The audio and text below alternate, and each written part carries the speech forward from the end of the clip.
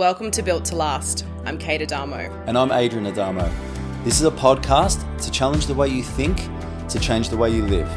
Health, home, relationships, and business, it's all on the table. Let's build it to last.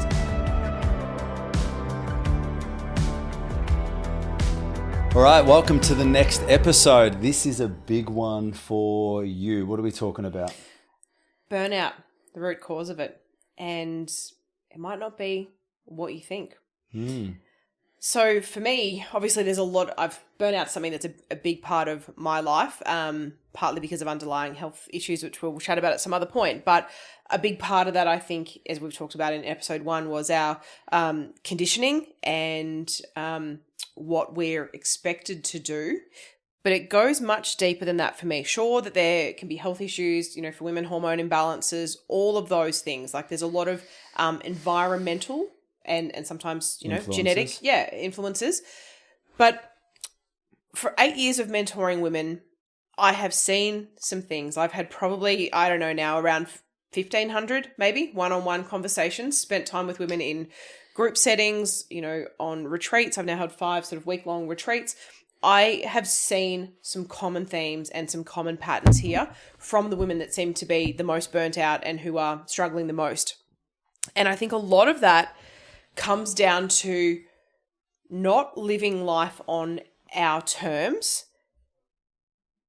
being so fearful of judgment from others, being judged by peers, family, people on social media that you went to primary school with that have no value to your life or buy in or wouldn't buy from you now, but we're fearful of what those people might think of us.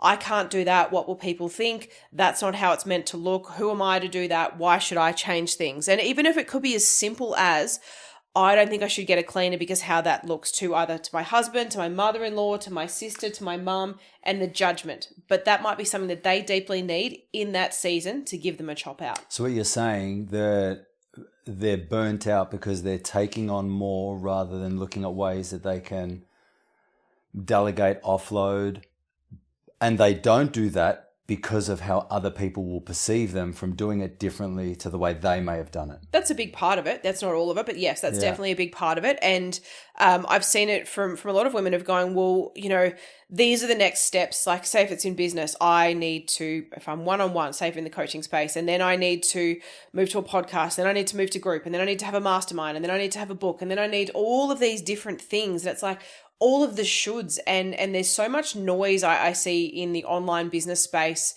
and I'm sure in a lot of different spaces. It's people out there trying to sell things that they think you need, but we actually need so much less. So there's the fear of judgment, there's the overwhelm from thinking we need more than we actually do. And one of the biggest things is actually not knowing it's people pleasing, but underneath that is not knowing what our vision is sometimes or what we value. And when we don't understand what we value, we are not going to put boundaries in place. We're going to say yes to everyone. And yes is a big thing for women. And we've been conditioned to say yes, be the good girl. Don't rock the boat. Just, be seen, don't be heard. And all of the things that as millennial women and women older and younger than me have heard. Yeah. And it's the reason why they're so burnt out, because they just feel like their value has to come from saying yes to everyone and overgiving, and their worth and value being placed on being appreciated and being needed, rather than it coming from the things that actually fulfill them, because they actually haven't had the space to work out what that might be, because they're in that same circle and loop all the time. Yeah. So this is the identity piece. Yeah. Yeah. Yeah. I mean, I see that. I definitely see it in men, but all of us, men, women alike, and it's because we came up with the same schooling, essentially, right? A question that I can't tell you how many times I've asked it, and the answer, albeit is different, the category remains the same. When I ask we were all, as kids, asked, what do you want to be when you grow up? What was your answer to that? Oh, I wanted to be Gay Waterhouse. I was a horse girl. Of course you were. Yeah. Random.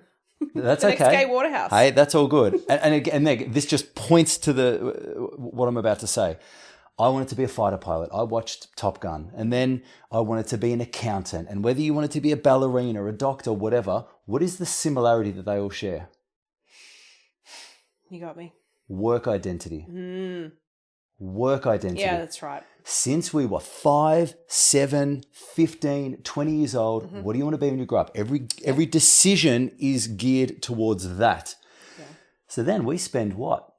20 to 30 years of our life developing a very crystal clear vision from a work perspective. Yeah.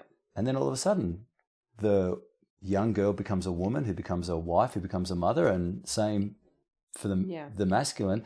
And they don't have that clarity in terms of vision from a holistic point of view. Because the identity is tied to what you do, not who you are. It's never been about the kind of person that you want to be and what matters to you and what you value and how you want to live your life and, you know, your health and how you run your home or your finances. It's never been about that. It's always like whenever you're out and you meet people, it's like, well, what do you do? And it's like, well, why is that the first thing? Yeah. Like, who cares? Yeah.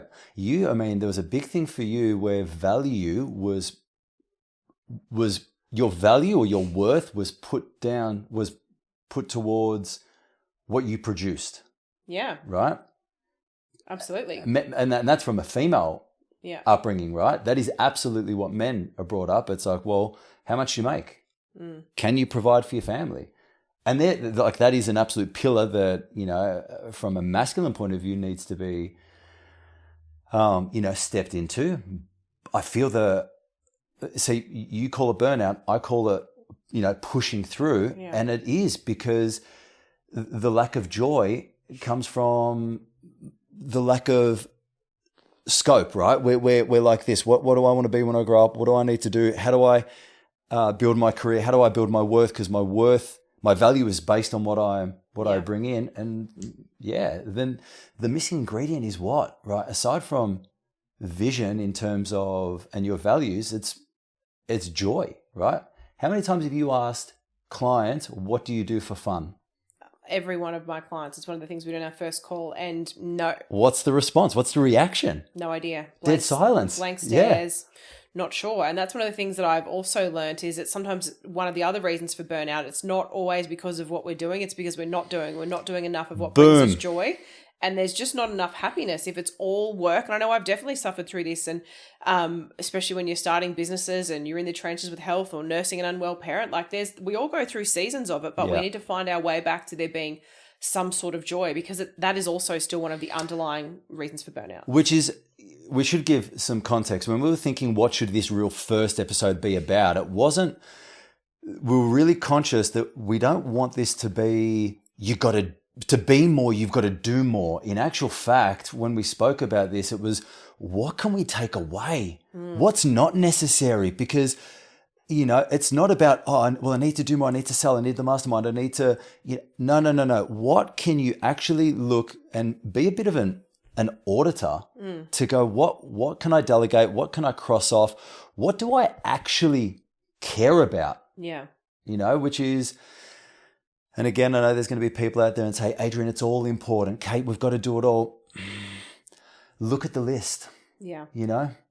I'm good at taking things off the list. I've cancelled a lot of things in my business this year and pulled back and said no because... More recently, the last few years, definitely. Yeah. And some of that because of health and just my own bandwidth. And it's like, well, I don't want to put too much pressure on myself or impact my health or happiness to support other women, because that goes against the whole grain of everything that I'm here to do. So it's, I guess, sometimes learning what you can say no to. How do I say it?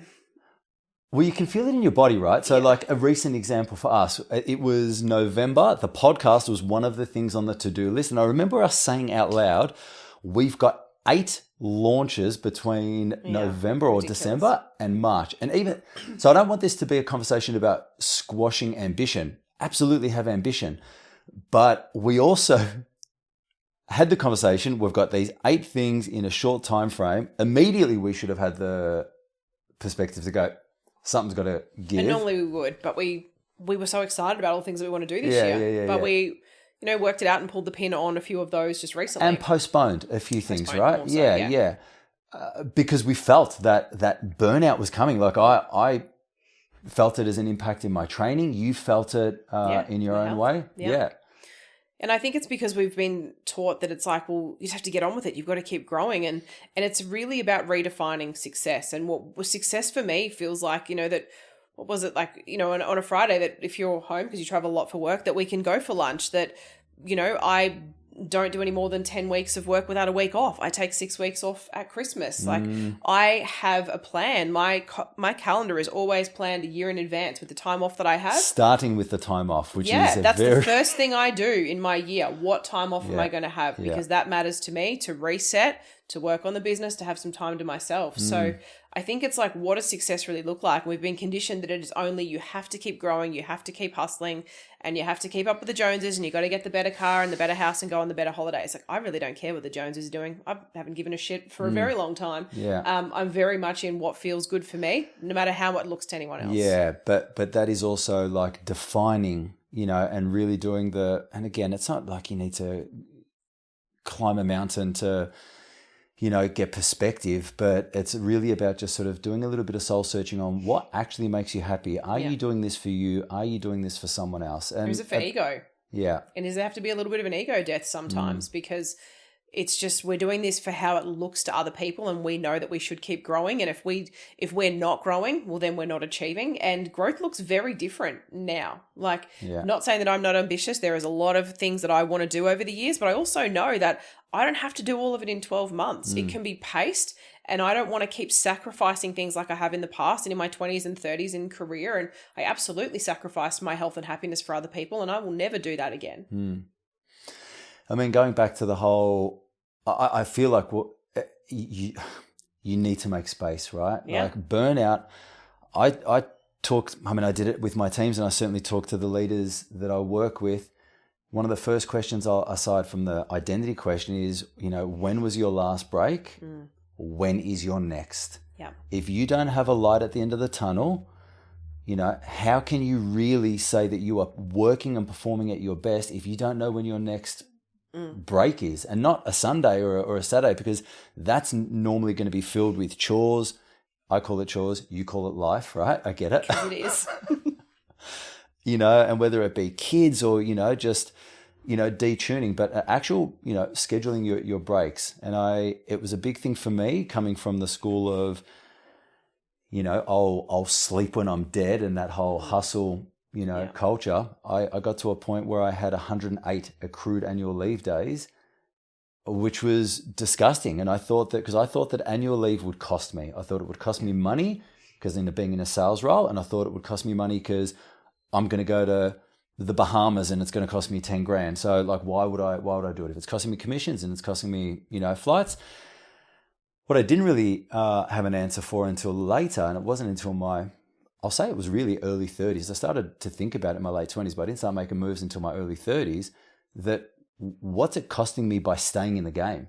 Like any professional athlete that we watch, we see it in professional sports, they don't play 12 months of the year. They have buys, they have off season, they have preseason. They're not on. And if you're building muscle, it's not like, let's continue to build, weights and load.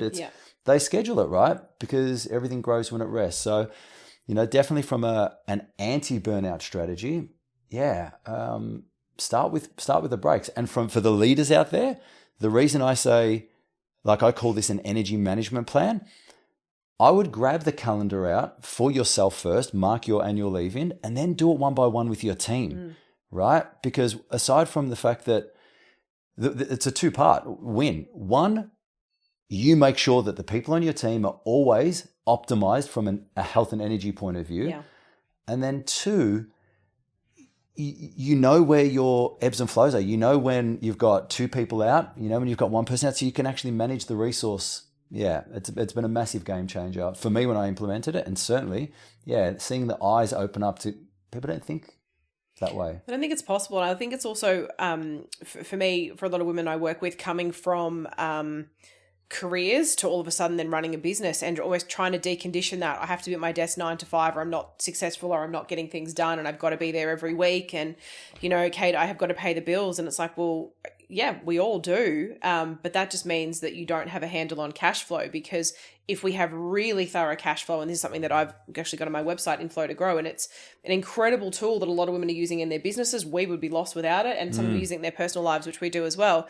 When you have that cash flow and you know what's coming and you know what's going and that leave is planned, you can take these breaks and it doesn't change the momentum. It's like, this other thing, I'm going to lose momentum. Well, no, it's not. You're actually going to gather momentum because you're going to have some space to think about things differently. You're going to have some clarity. You're not just going to be in it doing the same thing every week and every month and just in the trenches. You get to pull back and look at it differently. Well, and I think time off is the most important thing that you can do. But what you just spoke about then, I feel, is more about visibility, Yeah. right? By having that awareness around where your finances are. Because how many, and sometimes I am guilty of it, to be honest, but I know that when you're working with people, there's that sentiment or feeling that they need to stay in the fight because there's a lack of awareness on where they're actually at. And then once you actually open up the scope of the reality of where you are, well, all of a sudden you can make better choices, better decisions, and for the business and for yourself, ultimately. And book the holidays. I can't tell you how many photos I've got of women on holidays or on solo weekends or at retreats because they've committed to these things.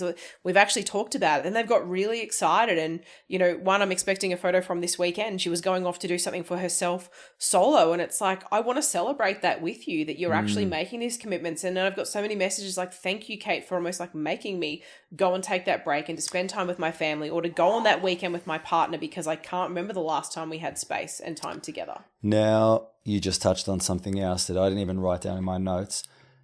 Permission. Yeah. It's the huge one. Permission. Give ourselves permission. Yeah. Yeah. Because they don't think they can. That one doesn't discriminate between men and women. Like the amount of guys that I see that feel like they just need to stay in the fight because that's what we're like built to do or told to do is just hang on, not let go. Yeah. Women, it's probably a different internal feeling, but like being told it's okay. Yeah. Take the break, Yeah. And I feel there's an aspect of, I call it radical acceptance, that if the team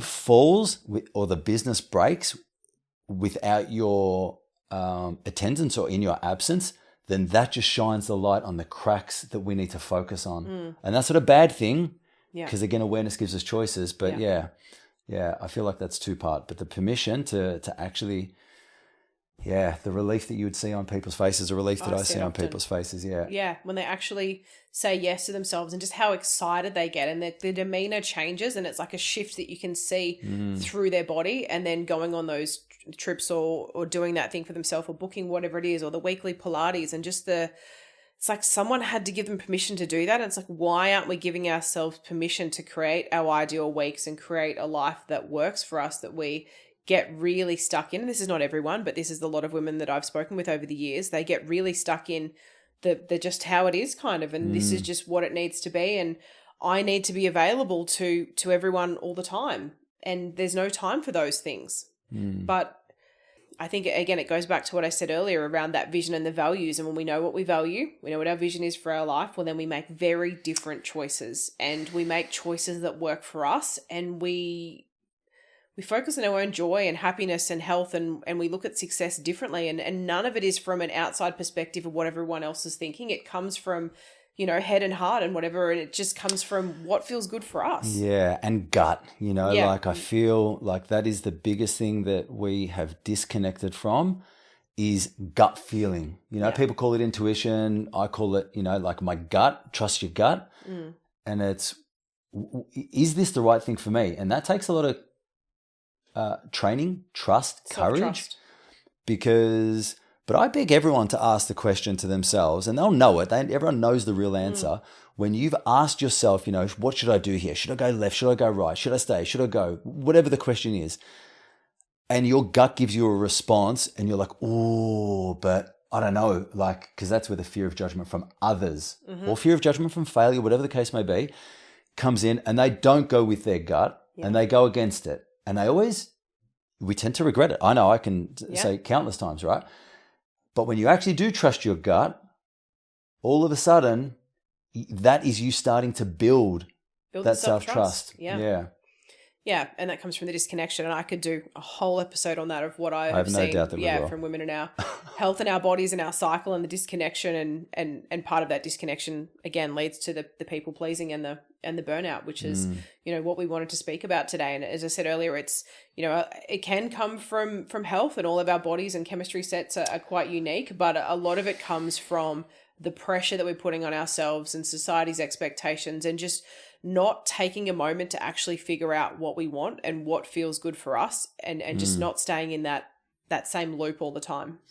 So what's the suggestion? If we're thinking about this particular episode, trying to reduce burnout, what's the first step? Trusting your intuition and listening to your gut. If you've got if you get this response in your body whenever you have to catch up with a friend, a family member, or a client, and you keep going against that, you need to say no. I think it's like learning to listen to your body. When it's saying no, honor the no. Like honor the no, and don't just keep saying yes to keep everyone else happy, because that's telling your body, I know you don't want to do this, but you don't really matter. I'm just going to go against the grain here. I think that just the saying no, listening to your gut, listening to your body is one of the first steps, but just starting to get clarity on like what really matters to you, what you want out of this one precious life. Because so many people say to me, I'll worry about that when I'm retired. And it's like, well, old age is not guaranteed. Not like I've seen that from family and friends, and it's not guaranteed, and we need to live for that now. We can't wait for that moment at 60 or 65 or whatever that looks like, because that day might not come, and life is meant to be lived and enjoyed and embraced now, and not filled to the edges every week with expectations. I think my thing would be to have a look at your calendar. If you can, scroll back far enough to see when your last annual leave was. And if you haven't already, schedule your next break. And whether it's an extended long weekend, the 5-day getaway, it doesn't need to be going to the Swiss Alps, but just schedule rest. If I could do like a little part B, I'd probably say try and be the auditor in your own life. And it is somewhat tough homework to do, but just have like a little piece of paper next to you and have a look at all the things that you're doing, and just be a little bit crafty at, what's not yours to do. What can you outsource? I'm big on outsourcing, like looking at your hourly rate versus the person who might be supporting you. What's their hourly rate? Is that your best best use of your time right now? And what else could you be building or resting or doing something else that you deeply value, and someone else supporting you just in this season? And I think we can look at that too. And it's like just not judging ourselves for the support. And it's like, maybe I won't need this forever, but with this next 6 or 12 or 18 months, this is what I need, and this is what's going to get me through. So I'm going to do that because that's what works best for me and my family. Yeah. So I'd love to hear some thoughts in the comments on, whether this touched a nerve, or if there's any, how to, because I'd love to, this is a thread that we could pull several times over, because burnout is not, as you said at the start, it's not one thing. So can't just put it in a neat box. It's multifaceted, but I think that's something, whether we want to hear this or not, I think in a lot of cases we are our own problem and solution when it comes to burnout. Yeah. I feel like, I know that for me, that's been a part of it. I feel that in that sentiment in every aspect, but not to be too tough. I feel like that's an ownership point of view. Like, we are the problem. We're making choices, even the ones we're not making are ours. It's still a decision, and ultimately it comes down to ownership on how you want to live this precious life. Yeah. Absolutely. Well, I feel like this is going to hit the spot with a few people. I know that it definitely was a big thing for us when we started to just to change our life, our calendars, what matters to us, and just we wanted to do it differently. Preface this that none of it, it's not this doesn't happen overnight. No. I think that's really important. Yeah. Particularly because we can be we talk about the fear of judgment of others. The other one is the judgment of ourselves, like the comparison, right? Which you've probably heard it 1,000 times. Comparison is the thief of joy. But don't worry about like, oh, well, I'm not where they're at, or I'm, and just start. Just It doesn't happen overnight, but it does start. It happens by one small decision in the right direction. And sometimes that small decision, like I said, this isn't about adding more things. Make a decision to take something away and just start to increase your capacity or increase your bandwidth by taking away the stuff that really isn't that important to you. Yeah. Hope there's been some takeaways. We're going to talk about burnout and health more over the coming months and years as we learn more. Because we're still learning on our journey. We've been, as we said, we've been at it for a while, but it's made a huge impact in our life, in our businesses, and we're looking to further refine things this year even more. Because I think the more work you do, the more that unlocks, and the more that you keep getting curious, the better things get. You stole my word. It's my word too. Stay curious, curiosity. humans. Yeah, it's one of the things that we absolutely do. It's always like we're not always looking to be like one up and do things better all the time, but in a way it is like, how can we refine and how could that just be a little bit easier rather than this is just how it is. So thank you so much for being here. Thanks for listening, guys. Yeah, we look forward to chatting again in a couple of weeks. See you in 2 weeks.